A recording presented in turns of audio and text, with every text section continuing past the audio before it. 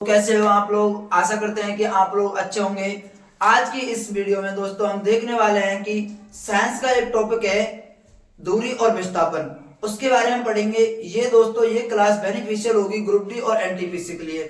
दूरी और विस्थापन क्या होता है उसके बारे में हम सारी चीजें पढ़ेंगे जो हमें एग्जाम में आने के लिए बहुत ही उपयोगी हो सकती है। दोस्तों दूरी क्या होता है, सबसे पहले हम देखेंगे कि दूरी क्या होता है। दूरी होता है एक निश्चित समय में, दोस्तों एक निश्चित समय में चले गए पथ की लंबाई को, चले गए पथ की कुल लंबाई को दूरी कहते हैं। यानी कि हम किसी निश्चित समय में कोई भी पथ चलते हैं उसकी कुल लंबाई को हम दूरी कहते हैं। अब दोस्तों ये तो हो गया हमारा दूरी। अब दूरी का मात्रक देखते हैं हम। दूरी का मात्रक क्या होता है, मीटर। दोस्तों दूरी का मात्रक होता है मीटर। और दूरी एक अदिश राशि होती है। सदिश और अदिश दो राशि होती है जिनमें दूरी क्या होती है, एक अदिश राशि। और हमारा जो विस्थापन होता है वो दोस्तों एक सदिश राशि होता है। अदिश और सदिश के बारे में हम किसी और क्लास में डिस्कस करेंगे कि कैसे अदिश देखते हैं, कैसे सदिश देखते हैं। अब हम ए से अगर कोई बिंदु से हम चले और ये ऐसे जिगजैग मोशन में हम चलने वाले हैं और बी तक पहुंच गए।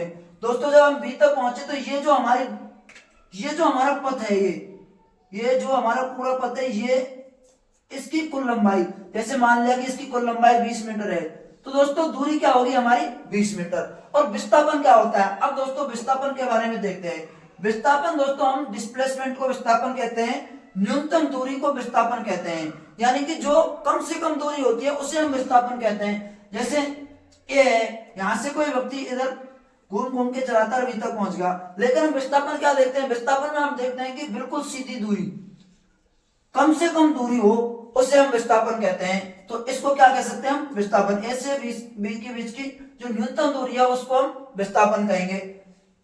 विस्थापन दोस्तों एक सदिश राशि होती है। और जो दूरी होता है ये एक रिलेशन होता है दूरी और विस्थापन में, बहुत ही इंपॉर्टेंट है दोस्तों, ये एग्जाम में आने लायक है।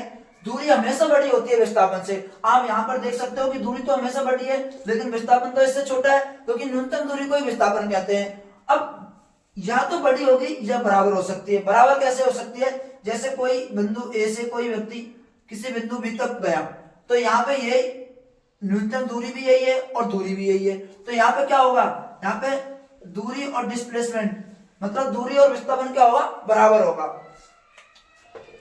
इसलिए हम इसको दूरी is greater than equal to विस्थापन, ये हमारा एक रिलेशन होता है।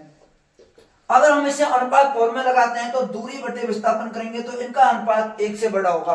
हमेशा दोस्तों ये एक नोट करने वाली बात है कि दूरी और विस्थापन का जो अनुपात होता है वो हमेशा 1 से बड़ा होता है। अब मैं आपको एक होमवर्क देता हूं छोटा सा, कि अगर कोई व्यक्ति यहां से इस पॉइंट से चलकर वापस इसी पॉइंट पे आ गया तो उसका आपको विस्थापन बताना है